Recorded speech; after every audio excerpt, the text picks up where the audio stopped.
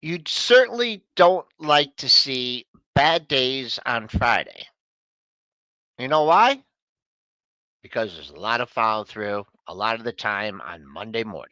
That's what we're seeing today, folks. But believe it or not, we could talk about a rally off that pre-market low. Not all stocks are in the red. We don't have to panic. There's been some good guidance out. So let's look at that. Let's talk about inflation data. Let's talk about Q1, Q4 earnings season. We got a lot to cover here on pre-market prep. Let's get it started.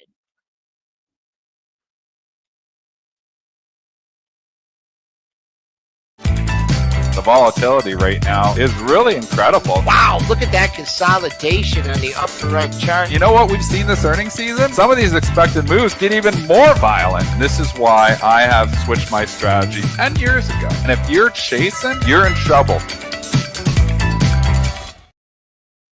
All right, good morning, traders and investors. As I said, in the red, down 38 handles at 58.28 in a quarter. The buck is strong again, up 43 cents, breaking out here 109.92. TLT hanging in there. There's a little bit of good news, up 23 cents at 85.69. For us people that are worried about inflation, this is not a good looking chart. USO up a buck 57, 82.21. No flight to safety in the GLD, down a buck 81 at 264, 246.40. Silver, their ETF above 27, but down 45 cents at 27.16. And no hiding out in Bitcoin futures. They're down $4,240. Let's get things going on this Monday morning. Let's bring in Triple D and Christian. Triple D is going to bring us the best sports news of the weekend. Yeah, my daughter is playing in a tournament up in Huntsville, and she's 7 years old, so it's 7 and 8 year olds. And yeah, and we were down 2-0 going into the final period of the last game, and she scored a hat trick in the last period. There, it's only 2 periods at that age. That's the first half and the second half. Scored a hat trick in the last half, and then she got a team MVP too. So worked out really well. So, anyways, it's always fun when your kid does well. Yeah, it is. And Christian, how you doing up there in upstate New York? A little bit chilly up there?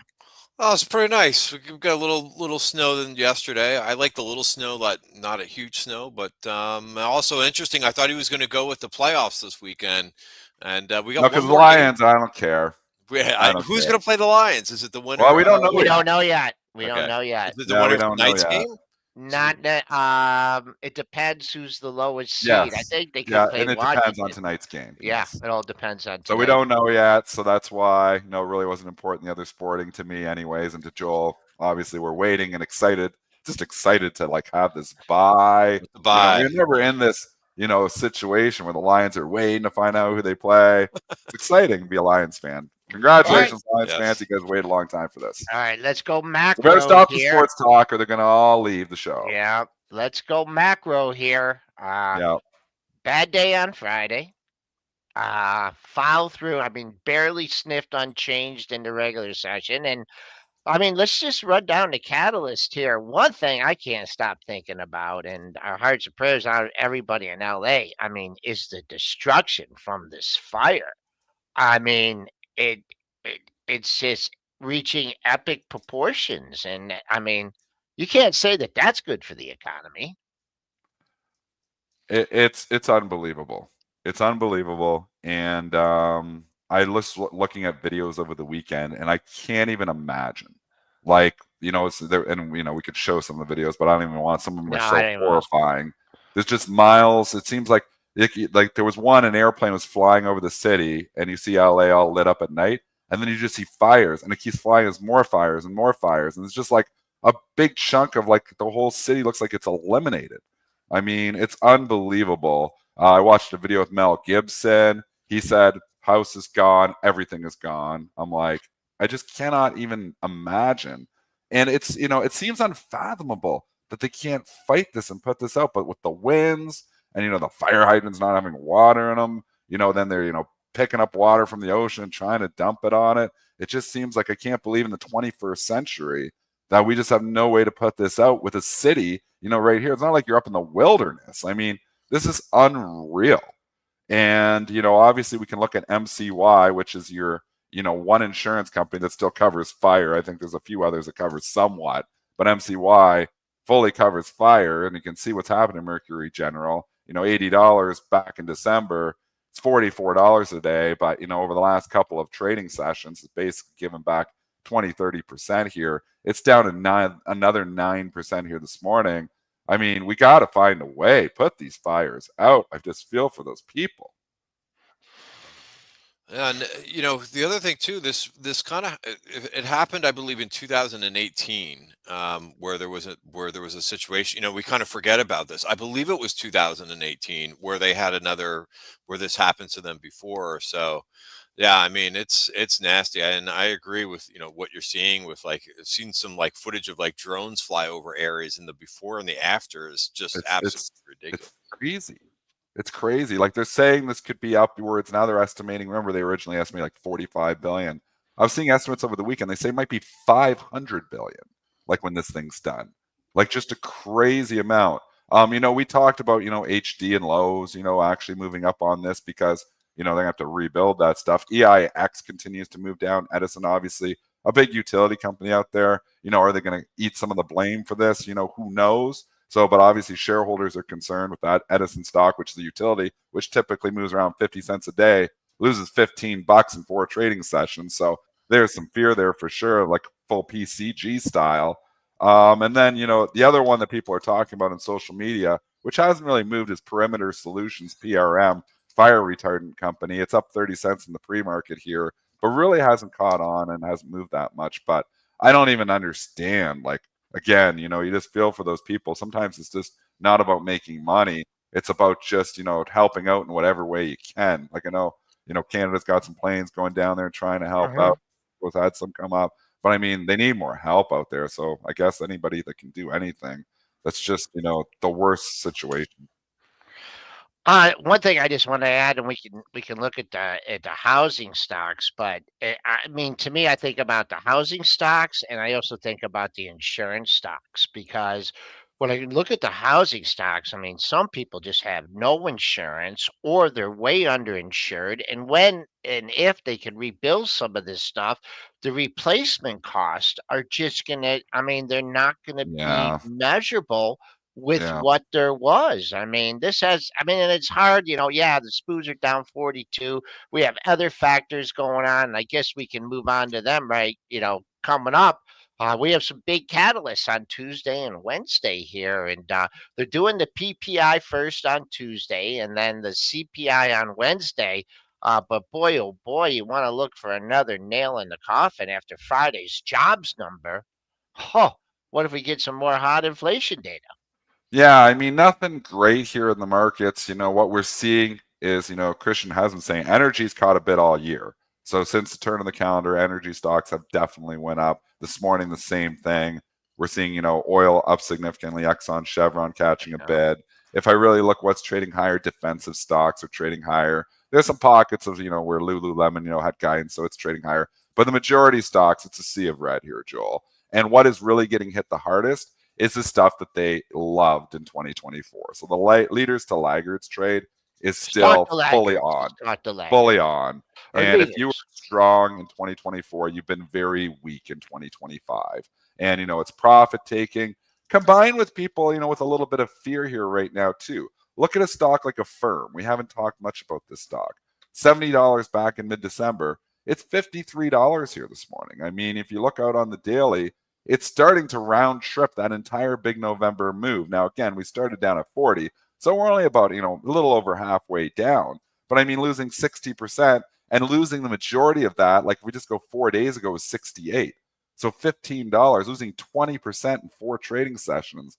There's some pain there for some retail traders out there, because a lot of these people on social media are in all the same stocks. These are very crowded trades, and we can just go through all those types of names. Those are the ones that have been hit the hardest. Upstart is obviously Affirm's brother-in-law.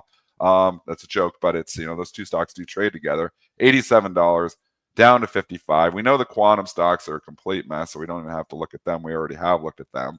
But here's another one that was starting to perk up and look okay. Square.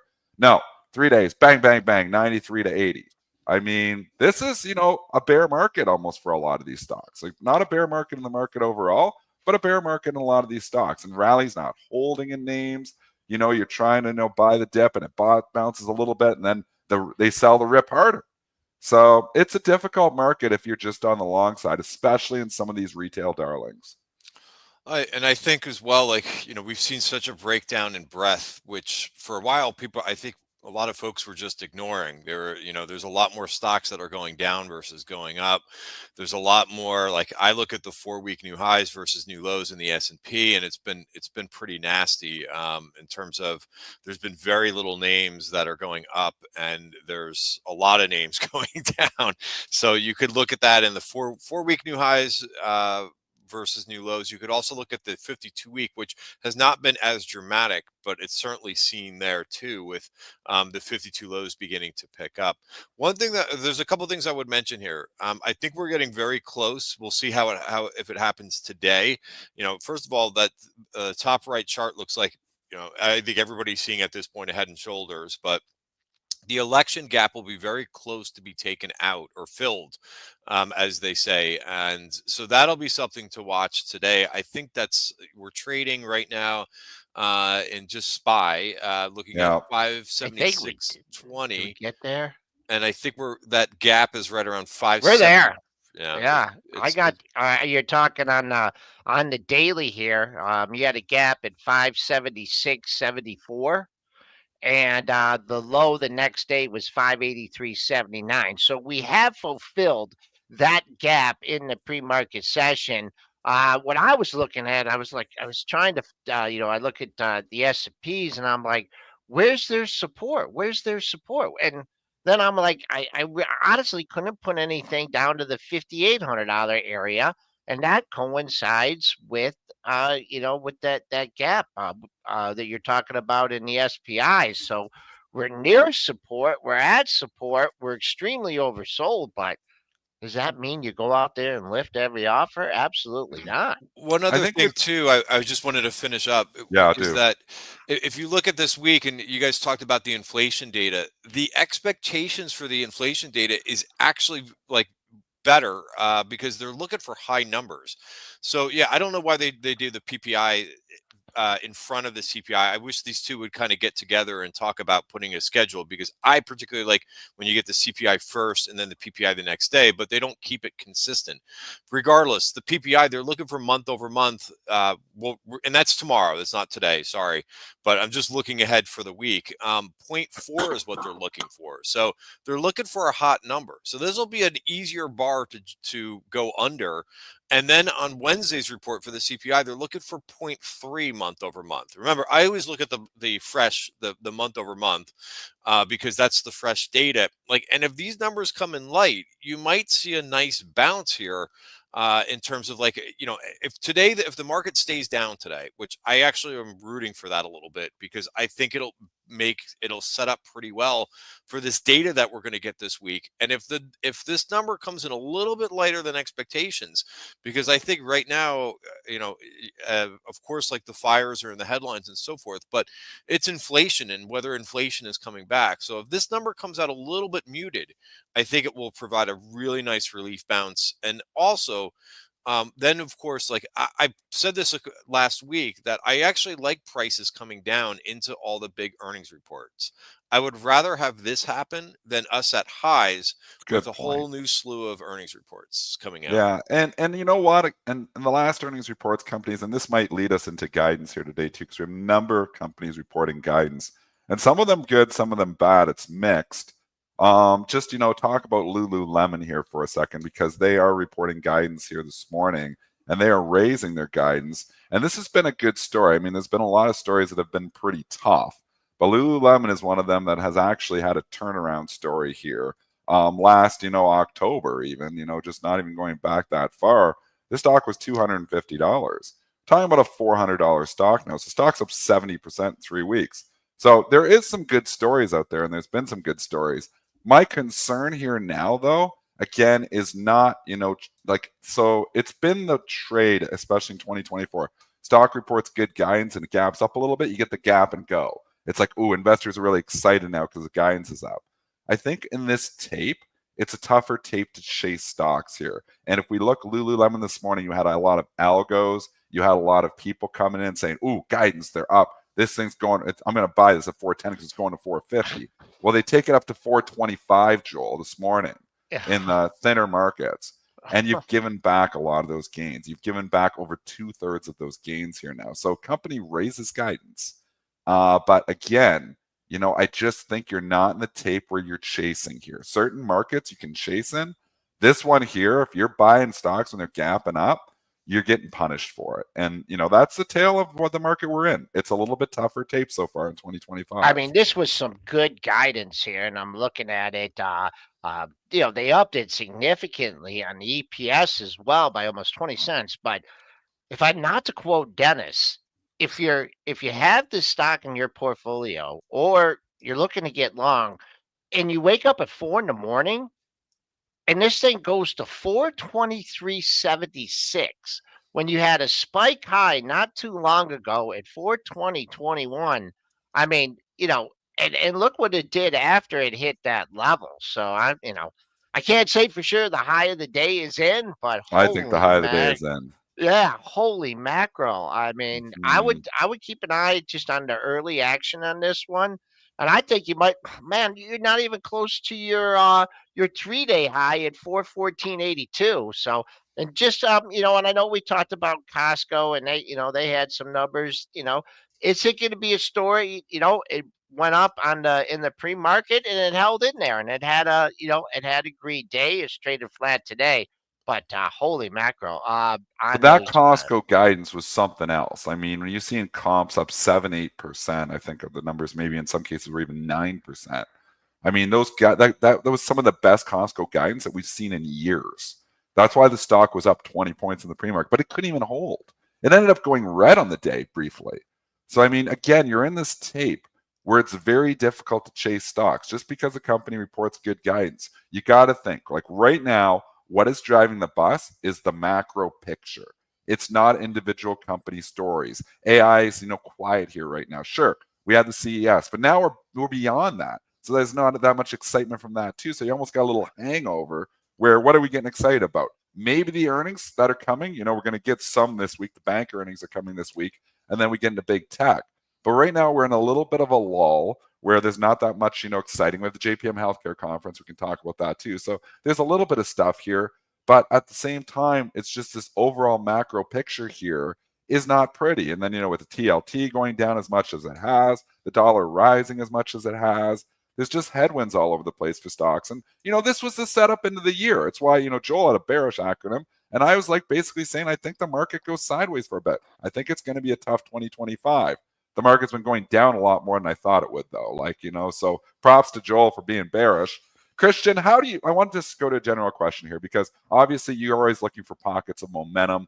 You're looking for, pockets of strength. You're very good at protecting your capital here. How do you approach markets like this when stocks aren't just going straight up? I just de-risk, and I've been doing that, over the last week, just taking off positions and, I just I look at the big picture and I say, okay, I'm going to have a couple trades that I'm going to have to take off for a loss. And I did that on Friday. What were those? I was long Nvidia and I was long SMH because I thought Yeah, SMH might be kind of coming out of a sideways pattern, but once yeah, it fails, I'm out. Like I'm not sticking around to watch the paint dry with anything, and like that's just it's just part of the process. When we have a deeper pullback, I will get out of trade some for losses. But what I try to do is just not have any big losses. Small losses are absolutely part of the game and something that I live with. And I don't mind even having like a down day here and there. I just don't want a down week. So by cutting yeah. positions and getting like more into cash, I'm just protecting myself. And then I just begin to kind of map out, levels to say, okay, these are levels to the downside. Just like we talked about the election gap, and I'm like, okay, that's a good possibility that the election gap comes in. But it's just the process of like, okay, and it's a bit of a bummer because I'd rather sell into strength, like, in a perfect world. And I think I've done that too, like in a number of positions that I've had to take off over the last week. Many of them, like I've taken like a couple targets, 2 or 3 targets. Like ALAB was a market leader for me where I think I took like Right. 3 targets and I was kind of hanging on to the last 20% of the trade. But I got out of this one, I think it was Wednesday last week. Once it just broke like its first level of support, I'm out. That's it. And then I kind of just I reassess. Like ALAB is a name that who knows, like I may end up going back into, but not yet. And I wait, I have an alert, I think around 135. If it wants to continue its uptrend, I'll revisit. But I just try to get out of the way of stuff. And, again, like it stinks for that day to, to sell out of a couple positions that you're right on, rather than, because SMH, I did not take a target in that one. And so, I had to get out of the semis. And so be it, and everything that I have ideas and I just let the technicals be my roadmap. And the technicals tell me whether I'm right or wrong in my ideas. That's why you have stop prices. If you don't have a stop price on a trade, you're in big trouble. And that's your risk management. And it's all about, trading and everything. We're traders and so forth, but we're risk managers. That's Yeah. bottom line is number one, on drawdowns, what you really want to do is just, watch the market kind of do its thing and try to really avoid a deep drawdown. A couple percent, and like in my trading account, I'm still positive for the year. I'm not as positive as I was a week ago. I was Yeah. up about 5%, 4 or 5%. And month to date, I'm up now like just a little bit over 1%. Now I still have a couple positions on for today. Like I put Walmart on Friday, because I thought that would be a nice conservative play. Walmart tends to do better. Defensive. Yeah, defensive. I also have on TRGP, which is an energy name. Yeah. So hopefully that will work out and kind of balance me out a little bit. But I still have some Rocket Labs on because Rocket Labs didn't really give me a reason. It didn't hit my stop price. So, if it can kind of weather the storm, I also have on GEV, which is another name that look at the resilience in this name. Now, again, like I may get stopped out.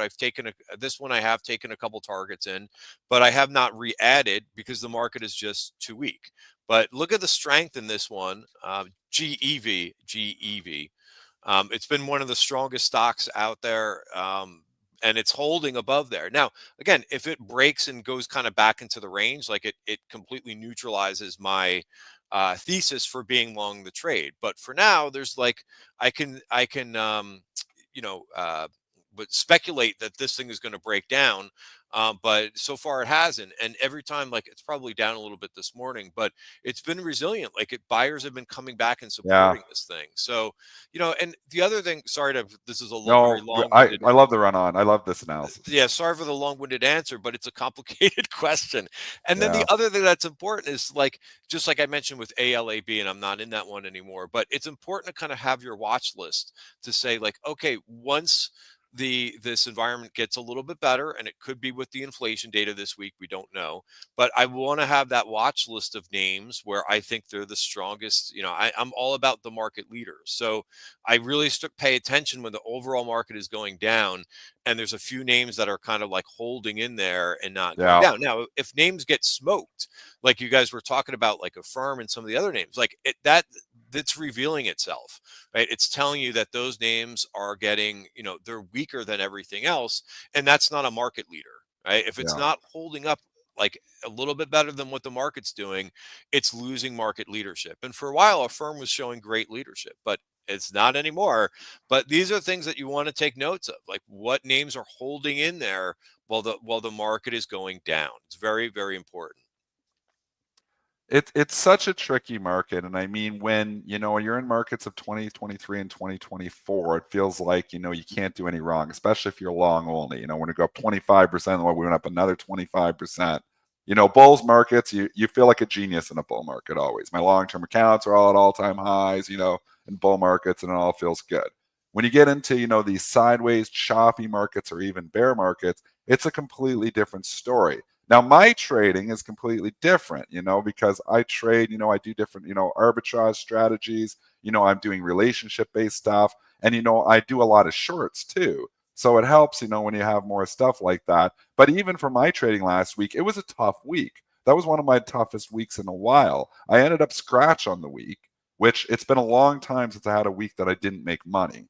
Again, we only had 3.5 days or 3 days because I didn't trade Friday either because my hockey tournament. So I traded Monday, Tuesday, and Wednesday.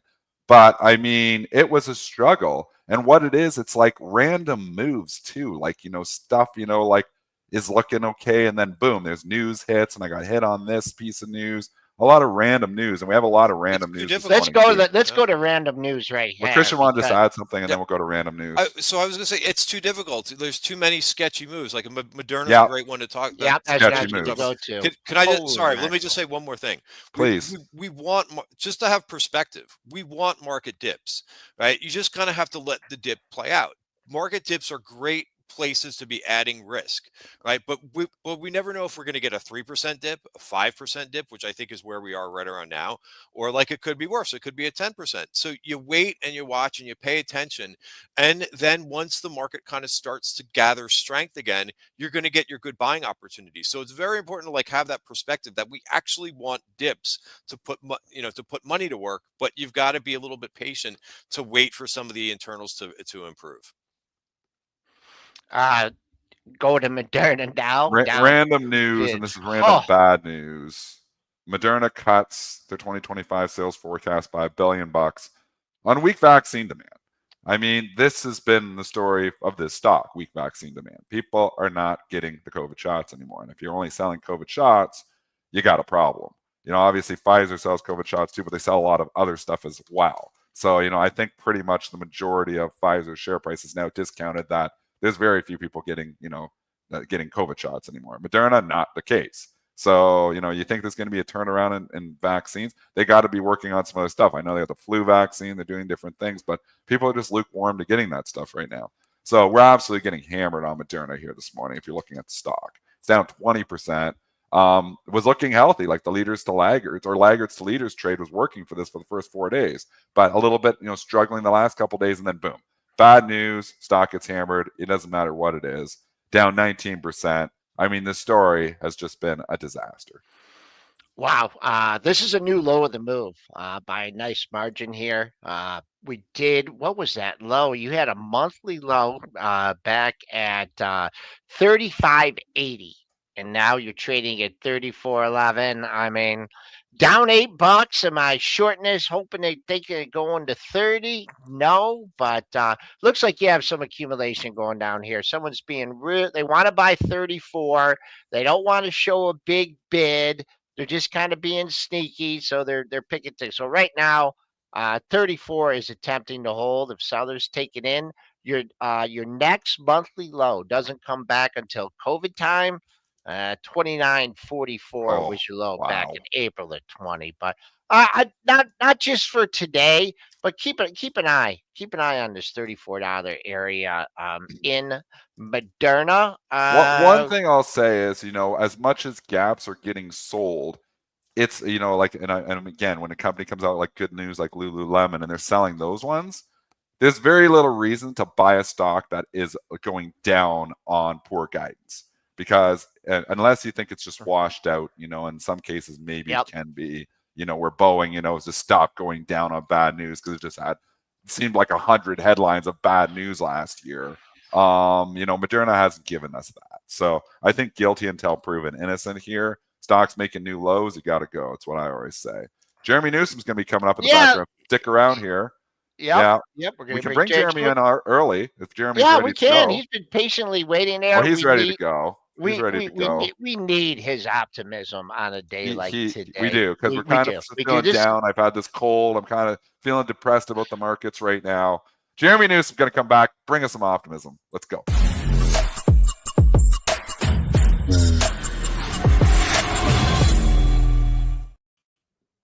Jerremy Alexander Newsome, founder of Real Life Trading. Were you on a snowmobile for 2 weeks? I was, man. I was out in the middle of nowhere. Wyoming for Christmas and New Year's. Wow. Yeah, we got a cabin and I didn't work. I didn't trade. It was amazing. It was the coolest thing ever. I saw you were going off the grid, like no cell Yeah. phones. I saw your video saying this is it. It's all you're going to see from me from the next couple of weeks here. Mhm. We're going off the grid. That's awesome. I wish I could do that. Just get away from it all. Enjoy life for what it is. I mean, you're just fantastic about it. You're such a good role model, not just for me, but for everyone, because, here you are, you've been a fantastic trader for a long time. So we love your trading thoughts, but you just know how to live your life, man. You're positive all the time. I always feel better after talking to you. So thanks, Jeremy, for just being such a good person. Thanks, my brother. My pleasure, man. My pleasure. I did get a new job recently, though. What are you doing? My wife hired me as the driver. Wait a second. No Tesla full self-drive? That's going to be very short-lived, Jeremy. That's going to be very short-lived because of Robotech, because what Dennis is creating here with Tesla. Jeremy's with me on this. He's with me on FSD. I need it, guys. I need it bad. I need it. He needs it. I'm picking up eggs and I'm dry cleaning, and man, this list. All those monotonous tasks, Tesla's going to do those for you. That's what we want. That's right. You're still long your Tesla, aren't you? I am. I'm still long Tesla. I'm in a collar though right now for another week. Explain that, Jeremy. Collar is when you sell a covered call and then you use that premium to buy a protective put. So I am actually right now a little shaky on the markets, meaning I'm not bearish necessarily, but I do seem like, and it looks like we can go a little bit lower. The SPY, you guys had it up earlier and you were talking about it because you're geniuses. You're some of the best traders in the world. We wish. That's the perfect Head and Shoulders. I mean, is anyone else seeing this? Like that is. No, we see it. I saw a textbook once that had this pattern. Chart. It's on Absolutely. your. It is. I mean, guys, that is filthy. So 550, 560 is very possible. And Christian said earlier that pullbacks are needed. And to put money to work in this market, we needed some dips. I think coming into the election is a perfect time for it. People are getting shaky. They're getting scared, right? Transitioning of power. Market has some nice little pullbacks, and then we ultimately end up going higher. That's still my thesis, but I think we have a little bit of pain ahead of us. It just got overdone. I mean, we just, we're up for so long. It was too easy. That's it right there. You could just even I was making money, guys. It was just skyrocketing. Everything. Yeah. So what do you do, in this situation here? Like you're saying, did you put protection in on more on more of your stocks, or you just picking your spots here, Jeremy? Do you ride it out as an investor? Talking with your investing hat on right now, because I know you have a lot of long-term investments as well. Do you protect it all, or do you ride it out? So long-term investments in general, I'm protecting. So the riding it out, like I'll sell anything. You taught me that. You and Joel taught me that. Right? I'll sell anything. Like, oh, this is a long-term investment. Nope. But when things are profitable, one of the pieces that we have to remember is the goal of trading is to create income or to create asset appreciation to then go do something with that asset appreciation, right? Buying back your time, being able to spend time with family, to work on the human being aspect, right? A lot of times we're human doings. We're always doing. That's me. So being a human being, right, is always is a useful skill set. And I think the capital allows people to do that. So when you're talking about long-term investing and swing trades or day trades, I heard Christian say earlier that he's just being a lot more flexible, a lot more nimble right now. And that's kind of where I'm at too. I do have a decent little pile of cash. I did sell a majority of my Bitcoin. Right. I did. I mean, I locked in profit ever. You were hodler. I was, but I mean, 100,000. But you had a target. You had a target. You have a target, and I sell at targets. I do. I sell at targets because it makes me feel like I'm smart when the stock is going. When whatever I'm in is going up, and I sell. Here's how I get over FOMO. You guys might like this a lot. This is one of my biggest gifts that I gave myself not that long ago. I had a real estate mentor teach me in real estate, like if you buy a house, whatever, for 300,000, sell it for 500, you don't want that to be the top of that house sale forever, right? You want that house to still have value because whoever bought it from you, you want that person to also get equity in that house because that's a gift to their family. So when I sell a stock and it goes higher, I actually get happy because I'm like, that's amazing. Whoever bought it from me now also gets more money for their family, right? For their kids, for their grandkids. Like they get equity, they get appreciation as well. They're also making money. So it's one of those situations is a mindset shift for me where now everyone's making money. And that allows you to really be happy about selling, even if it's going higher. Because I see that FOMO a lot in trading. Oh yeah. I mean, that's everybody's problem. You sell a stock and you watch it go up and you're so mad at yourself. But I guess if you could take the opposite coin and say, hey, maybe the person who bought that from me needed the money more than I did. Maybe, it's paying it forward type deal. Yeah. If you can look at it that way, that's just a fantastic way to look at it. I've never even thought of it that way, really. Yeah. Bingo. Well, truly, because you can never sell the top ever. I've never sold the top on anything in my life. No. I've gotten relatively close, but to the penny, like it's never. You got pretty close on this Bitcoin just now, didn't you? I got close, but you're never going to sell the exact high. So truthfully, it's about locking in profits, taking the profits, and then repositioning them into aspects to your life that could potentially, hopefully, make your life easier. Like when Joel buys his robot taxi so that he doesn't have to go get dry cleaning anymore. Me and him can actually talk on the phone now. Hey, Jerremy, I just want to talk to you about, like disaster trading, right? Because you're out there in California right now. You're in San Diego, right? Triple D informed me you're close to the San Diego Close, yeah, I'm area. in Laguna Beach. Yeah, Laguna Beach. So you're a ways away from. Do you smell smoke where you are? Like, can you smell this? Yeah, I mean it's 30 miles south, so it's not like that far away, but it's far enough where we're not specifically impacted. We've had a few like energy outage here and there, but I was boots on the ground this weekend, and the fire devastation is real. Like Malibu is gone; it's torched. Oh my gosh, it is torched. Like the whole coast. I mean, if you have 100 houses, 98 of them are gone. Yeah. Wow. Gone. Yeah. Wow. Palisades is gone. I mean, it is wild the amount of devastation that's there, and the fires are still burning. So, Joel, to your are they point, getting any better? Like, are they starting to get it a little more in control? Yeah, like it's starting getting to get a better. little more in control. Yeah, I mean, because you've had probably I think another 5,000 firefighters and volunteers come in and help from other counties, other states, other cities, other countries. There's a lot of people coming in, but anytime that I make money on a disaster. And again, this has just been me. This has been what I've experienced. I've felt like good juju anytime I do this type of interaction. But my brain has gone to, okay, what stocks probably will be affected negatively in disasters? And you taught me that, Dennis, like the relationship training. So Yeah. something negative happens, there's a positive somewhere in the world, but what's the impact into the markets? I'm looking to short insurance companies. Allstate, Progressive, two of them specifically. EIX, Edison is getting absolutely Hammered. If I make any money on the downside on shorting during a disaster, I always donate that money. That's just been kind of that's a fantastic thing to do too. It's just been my go-to, man, because I just, in my heart of hearts, I don't want to make money on disasters necessarily. And again, it's not my forte. I don't specialize in it either. But if I make, whatever, $3,500 over the next 2 weeks shorting Progressive, because that also looks like a really deadly chart, then I'll just take that money and donate it.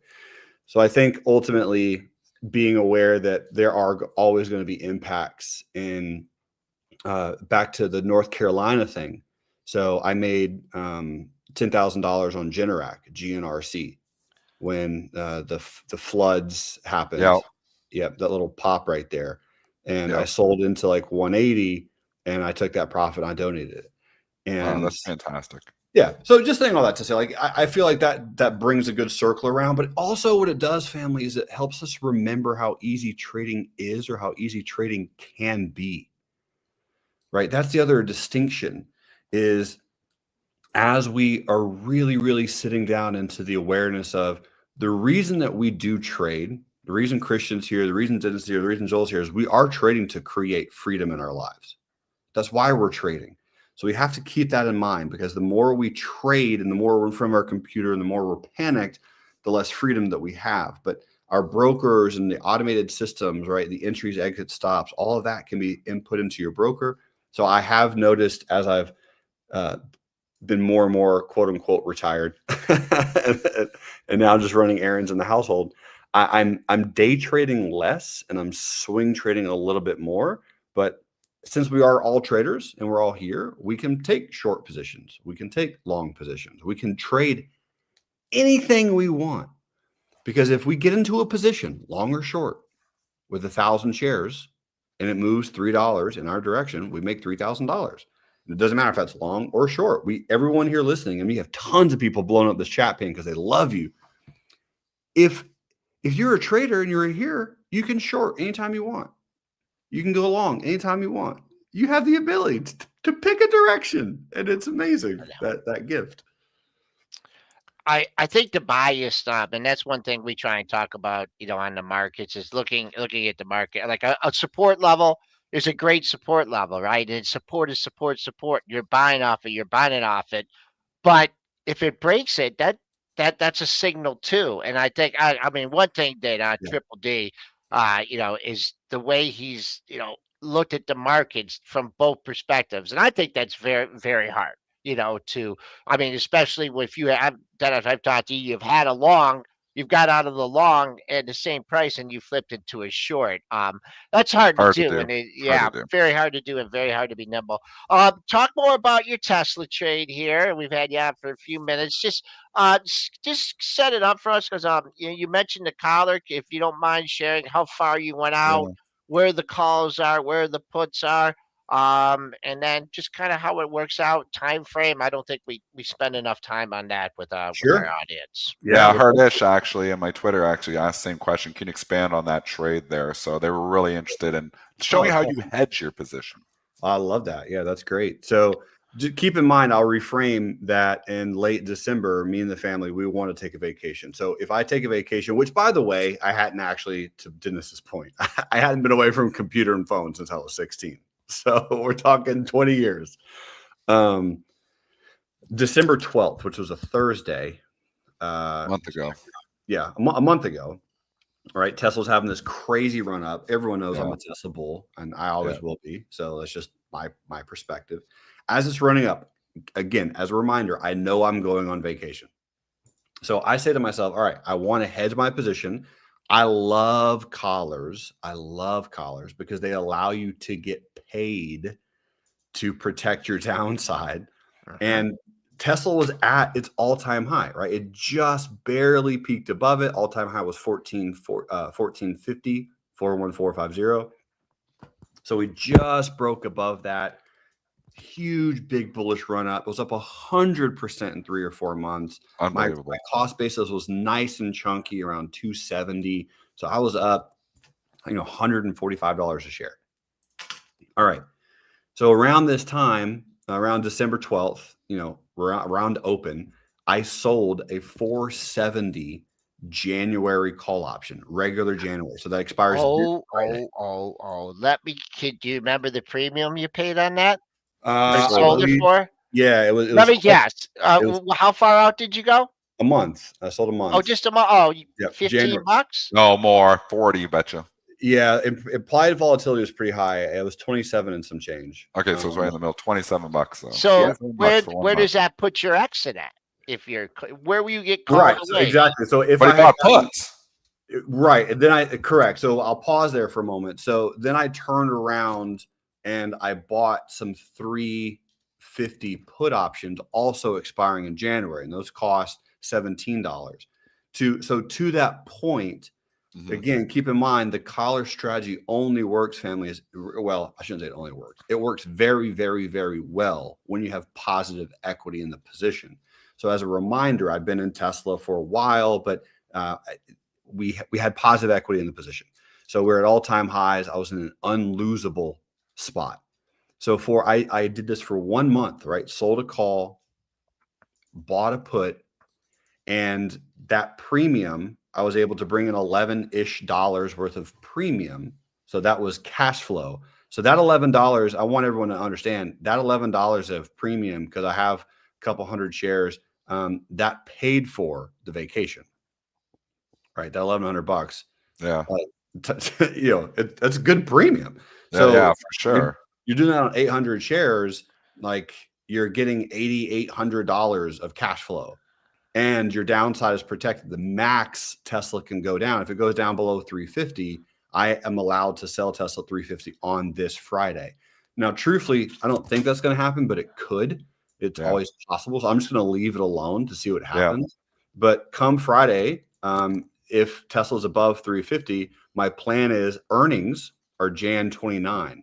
So then I'm going to do the same trade again. I'm probably going to sell a 460, buy a 350 put, maybe for February, March, something like that, and then just kind of keep riding this position into the sunset. Because Jeremy, I want to ask something here, because people don't understand, or I don't want to say they don't understand the importance of selling options, and that especially when the implied volatility is high, right? So at whatever the stock was, 430, whatever, you sold the 470 at for $27. So basically, on that position, you're losing money at 497, correct? Because I'm not losing money. I'm selling there for profit. Well, you're selling it. You're locking in here. Yep. The puts that you bought, I'm just curious, the premium that you paid on the puts. Yep. I mean, and it made a pretty good call on the puts because the stock has dropped $50. But because of the time decay, like, how are those, like, let's say you wanted those exit those 350 puts. How are they looking? Yeah, I mean, if I want to exit them right now, I mean, they're not worth very much at all. They're worth like $6 at this exact moment. They're not worth less than what you paid for. Yeah, absolutely. They're worth less than I paid for them. But to your point, I still have a week, so I guess anything can happen. Anything can happen. Tesla can absolutely go lower. If Tesla breaks the 50 exponential moving average, which is at 369 right now, if we close below that price, we're absolutely going to 330, and that could happen. That could happen this week. Why not? So anything is ultimately possible. But yeah, man, to your point earlier, the ultimate goal for me, and Christian said it a bunch, I just really tried my absolute best to protect my downside. And we say it all the time, but if you don't have a bunch of capital and you lose a lot of it, trading becomes a lot harder.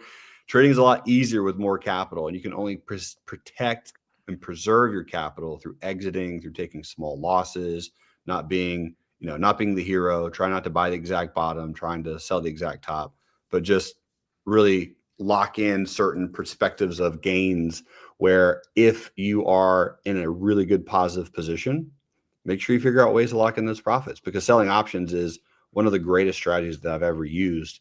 And I've been doing it for 15 years, is just understanding how to lock in options, lock in profits using options. Jerremy Alexander Newsome, the founder of Real Life Trading, one of our esteemed guests here over the years on PreMarket Prep. Jerremy, I know you've learned from us, but we've learned from you as well. And learn how to be a good person is probably Jerremy. Jerremy, for what year are you running for president? Because we need. I'd vote for him. Yeah, what year? What do you think? Well, you're gonna let your kids get a little bit older, right? Yeah, a little bit older, but 2032 is the year that I'm really gonna. I'm there. I'd be behind you, Jeremy. Where did I send my donation to? People need a little bit of dose of Jerremy Newsome. Thanks for joining us here on PreMarket Prep. Okay, I want to go to good news. We were bad news, bad news, bad news. We're going to go to good news. And I think one of these people in this chat, and I don't think it was me or Dennis, we're talking about, was it you, Christian, about these healthcare stocks and how, they'd kind of come in. We got some good news. Medicare Advantage upping rates 2.25%. Christian, am I giving you undue credit, or were you talking about these last week? Well, you could give me undue credit, but I'm not long anything. I was long. What was the name that I was long? But CNC. I was not. I mentioned CNC. It was HCA, and again, like in this environment, and I'm afraid to look at where ACA is more like a hospital name, but it's not really moving. But it's just very difficult to stay in swing trades right now. And we also we're looking at, not to go off tangent, but we were looking at Home Depot too, and I was like, okay, that's a nice little trade. That's a got a catalyst for rebuilding for the fire and so forth. But I'm like, it's really difficult to stay in names. So yes, you could give me a little bit of credit, but I don't have anything on at UNH. So I did notice the strength, and I was like, hey, this is a good, like, more defensive group to be in. I had no idea that they were going to have news on it, but it was the stocks were all acting well towards the end of last week. And so I was just going to say one more thing too, topic, because we do have the healthcare conference this week too. So I know that you guys probably want to touch upon that as well. Yeah, I think so. It's the next 3 days. Adam Fierstein, obviously fantastic follow on Twitter. I follow him to get updates. It started here this morning. I was hopeful that the XBI would get a nice lift into this conference. That has not occurred. I'm long XBI, I'm long in the long-term account, but also long in the trading account. I did hedge it, so I'm only down slightly on it because it's actually down. XBI down 0.77%, SPY is down 0.58%, so it's down a little bit more than SPY. So I'm losing a little bit on that trade. It's the market environment here, though. It's difficult where when you've got stocks going down, XBI is risk. So that trade's been disappointing here over the weekend. We do have a deal. There was a couple deals actually, but Johnson & Johnson is going to be buying ITCI, Intracellular Therapeutics. The pricing on that, I don't know if we have it in front of me. I can find it quickly. $132 in cash. So trading $4 down, obviously, so that's your trade. So ITCI, unfortunately, is not in the XBI. When I buy the XBI, I'm hoping like that shot of 200 stocks. So you're hoping that maybe you're going to get that shot. It's in the FBT, which is a thinner one. So if you picked on the FBT, you're probably going to make money. It hasn't traded here this morning, but that's going to help it a bit. I think it's 4% of the FBT. That's unlucky, by the way. Yeah, it just didn't. It just didn't hit. So you're trying to pick up that trade, and I do this XBI weekend trade, a lot, because usually you have deals announced on the Monday morning. So basically, I'm getting exposure to 200.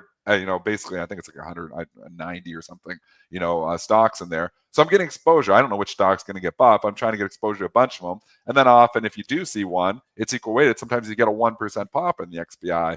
That obviously didn't occur because we just got unlucky and ITCI is not in the XBI. All right, just a few of those, just going back to those healthcare stocks. The big beneficiaries so far are UNH. That's off its pre-market high, but the number for this, let's see if it can just hold yesterday's high. You don't want to see it. He's already gave some back, but yesterday's high, 535.45. If you shorten the gap in that one, that would be a gap fill. Humana having a good day. Once again, that's off its pre-market high. Let's look at that in perspective. Yesterday's high needs to hold 275. CVS getting a boost too, up $1.99. That's a good move for that. But if you see, you want follow through, like Dennis said, the environment that we're in right now, actually $50 is a good level here. It was your high back in December. But once again, the market environment, for the momentum, if the SPOOs are up 30, 40, 50, it'd be a heck of a lot easier. Like, hey, doing it, these stocks are showing some relative strength here. Let's talk. I want to talk about one laggard that the other deal, just before you leave, I don't want to leave it because Sage, okay. We announced the other deal, and it's not a deal. It's a receipt of an unsolicited, non-binding acquisition proposal from Biogen. So Biogen is trying to buy Sage, SAGE. I don't know if I have the number on this. They were trying to buy all the outstanding shares they don't own at $7.22 a share. It's trading above that right now because obviously think the shareholders are thinking Biogen's going to have to pay more. Biogen trying to figure something out. There's been no disaster worse than Biogen. I mean, I was long this stock for like 17, 18 years in my long-term portfolio, a long time. I finally sold out the rest of it around $250. My average cost basis, I think, $41. So I had bought it a lot of years ago, and it was good. But I mean, now it's down to 148 here, and it's just done everything wrong lately. They're trying different things. Going to try to buy Sage. They own a bunch of Sage already here. I don't know, but anyway, Sage Therapeutics is popping 37% of this news. Good support good support there at 722. If you think they're going to pay up more, it's traded up. It's traded up $2 on that. We did. I know the analysts were super busy last week. You got a lot of macros going on. Some, not as important. But Christian, you mentioned some ratings changes and some additional guidance here. We got 5 minutes left before we got to do a ticker. We got to do AMD. And I just want to thank everybody out there. We got a lot of tips today. Thank you very much. And I got a specific ask for AMD, so we'll do that in 1 minute or in a few Well, I can do minutes it right here. now. I mean, AMD has been a disaster. I'm long and wrong so far. How do you know you're wrong? You're losing money. It's just that simple. It's in the long-term account. It wasn't a trade. Don't have it on for a trade.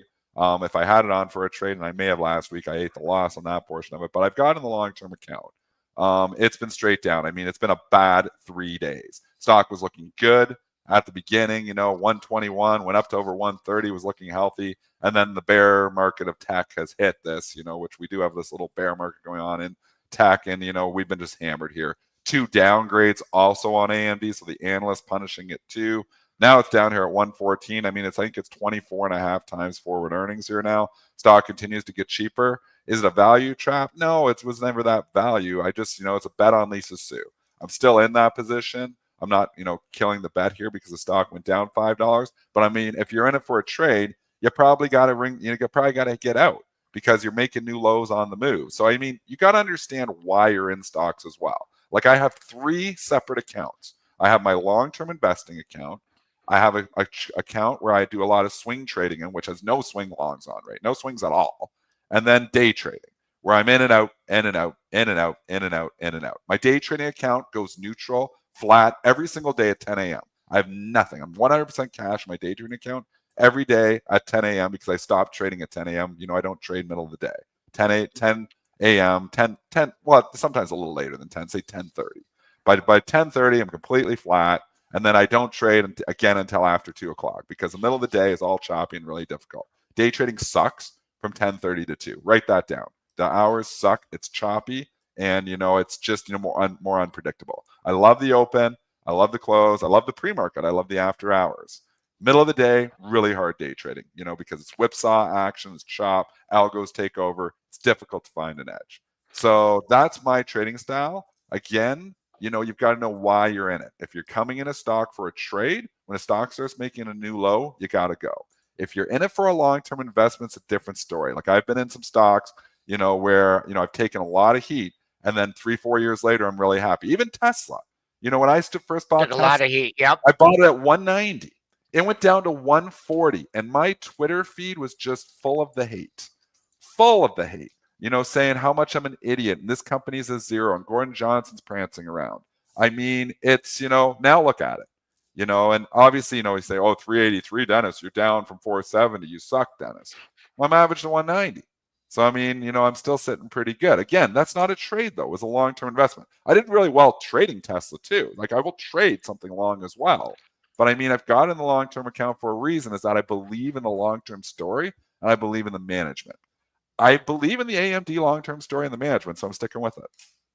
I think the person you gave a great fundamental outlook on this. I don't know if this person, if you're trying to get long, you're long, or what your position is. But for me, technically here, you did take out the monthly low. You had another monthly low at 116.37 without nitpicking at all the daily levels and everything. Let's see if you can put a couple lows in this area. I call it the 115 area. See if you get some accumulation. And AMD, they'll give you a couple lows in the same area or a couple highs. So maybe wait for that, that double bottom to develop. Who knows it's going to be today with $115 stock, whatever. That's what I'd be looking at here for AMD. Below that monthly low, you don't want to talk to me. 98.50. Was your high back in November of 2023. So coming up here on the final minute, we got that AMD end. Christian, would you like to highlight any ratings changes or guidance? Just some guidance, and I think as we're progressing through, we're beginning earning season, but yeah, I mean, there's some bright spots out there. NTRA had good numbers, Mhm. preliminary numbers. Oh yeah, I just want to say I'm getting smoked. This was the N in my thing, and I did it based on their earnings, never making money. So I did it on that in technicals, and boom, there you go. They Your came out bearish better. thesis was good, but you picked the wrong stocks. Yeah, Um, well, I don't know. Palantir's doing okay, the 64.58. UAL Now, had the good. Palantir you did really well on. Yeah, UAL had the good Delta Airlines, but I'm still waiting for this thing to crack. So, but and the Costco, I said the Costco, but it was like they came out with those. I was really thinking about really doing a collar on this one, and then I'm just kind of like, it got the bounce. So, You know what though? It bounced, and then you're starting to like again. I think if you're bearish on Costco, you kind of like that trading I action where know they come out with fantastic comps and they don't rally it. When stocks aren't going up on good news, that's a problem too. it's a good sign. It's a good Good sign. sign if you're bearish. Okay, all right, 901 here. Christian, final thoughts. I wanted to get Yes, some final thoughts Christian, before we final go. thoughts. Final thoughts is, just put this week in perspective. We're going to get a lot of economics, as I mentioned before, and like we could get a nice turn. And I think that those numbers are going to have to cooperate. But I like the XBI trade. Remember that conference is 3 days. Well, Yeah. it's come in, and that could really move. The small caps could really move on a positive, on a better than expected PPI CPI report. So really, that's what I'm watching. I think we're starting to like. I don't think on Friday we got stretched to the downside enough. We're not oversold enough. But today you might get that and I like that election gap is going to get filled. So I'm starting to kind of say like we're making our way through a market dip here. We just need a catalyst. Could it be the inflation data that we're going to get this week coming in? Again, we need it lighter than expected, but you could get a nice tradable bounce sometime this week. I think you're going to get a tradable bounce in here too. Like I again, the Bears are running around and prancing, up a storm here on Twitter right now. But we're far from broken on this tape. I mean, there's pockets of very much weakness, but we're far from like saying, like, okay, it's over, get the hell out. I don't think we're at that. I still am sticking with my overall thought process, and I said this at the beginning of the year that I think the S&P could go out at the same place it started. Like we're going to have a lot of chop and we could kind of end up going nowhere. So that wouldn't be indicative of, if you're thinking you're into a choppy environment, that's not selling stocks when they just felt, and how many, we were at 600 on SPY 3 days ago, 3 trading days ago. Now we're 575. So, I mean, we just dropped basically, what is that, 2-3% basically straight down. I mean, if you're calling for fading markets and choppy markets, it's more of a buying opportunity at this point in time. So I'm like looking more like for signs that maybe we get like a 10 o'clock turn here. Maybe today we get a little washout and people are like, that's it. I'm getting out. I can't take it anymore. I'm down, on my Affirm. I'm down on this. Maybe we get a turnaround today. So I Gotta think we hold the could maybe, pre-market low. I think, Look at yeah. yeah. Yeah. That's What's the pre-market low, Joel? Yep. The What is it? pre-market in the S&Ps it's 09, but I know you want the spider, and the spider is 575.09. Okay, so Yeah. 575. There you go. So let's see what happens. If we start breaching that, maybe start thinking about the 570 here. And it's hard. You don't want to be a hero in trading, but everybody likes to be a hero. I just think we're a little bit oversold short term here right now. I think we're due for a healthy bounce. Healthy bounce probably gets sold. I don't think I'm adding stocks to the long-term investment portfolio right now because I still kind of think we could head lower. But I think as a trading perspective here, I'm looking more for buys today. Did we just get some I see Nvidia here really getting taken out to the woodshed here. Did we see Is there Nvidia news? uh Top customers. Lee's saying yeah. top customers face delays from glitchy AI chip This is racks. that their debuts tie-ups with Illumina, Mayo Clinic, and Health Push. So they're doing something. And I do see the information reporting here. So out of Bloomberg, I see that headline. The information is reporting that top customers are facing delays from glitchy AI chip racks. That's the headline from the information. So that's what we got for you right now. And NVIDIA is taking a little more of a hit here today. I did buy some more NVIDIA in the long-term account on Friday, which is obviously not great because, I raised my cost basis substantially here with that buy. But I still think the long-term story here is pretty good. Again, I'm not loading up here. It was a small buy. I think just nibbling into, what I believe is going to be a big story for the next decade. I don't think you're going to go, I think if your time horizon on NVIDIA is 5 to 10 years, I think it's still got a lot more upside here. All right, tomorrow, PPI data. Our man Blue Putnam will be joining us, so that'll be great. And then we'll get the CPI data on Wednesday here. Everyone, thanks. We got several tips today. Thank you. We really appreciate it. And that's a wrap here on this Monday, Pre-Market Prep.